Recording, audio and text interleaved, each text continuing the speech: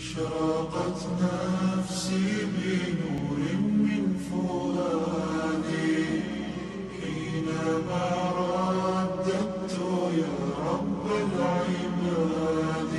یار سچ پوچھو نا تو مجھے حیرت ہوتی ہے ان لوگوں کی عقل اور سوچ پر جو میلاد منانے پر اعتراض کرتے ہیں. ربیع الاول شریف کی 12ویں شب رخصت ہو رہی ہوتی ہے، 12ویں کا دن آ رہا ہوتا ہے.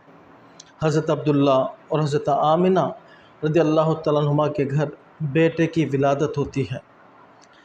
ابو لہب کی باندی سویبہ دوڑے دوڑے اس کے پاس آتی ہے اور اسے خوشخبری سناتی ہے، سردار تمہارے بھائی کے گھر بیٹے کی ولادت ہوئی ہے. ابو لہب خوشی کے مارے انگلی سے اشارہ کر کے سویبہ کو آزاد کر دیتا ہے.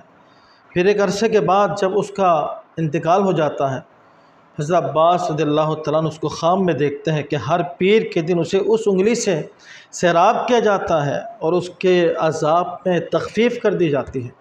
پھر اس جگہ محدثین پکار اٹھے کہ ابو لہب جیسا بدترین دشمن اگر وہ ایک بھتیجے ہونے کی خوشی میں سویبہ باندی کو آزاد کرتا ہے، اللہ تعالیٰ اسے اس کا بھی صلہ عطا فرماتا ہے.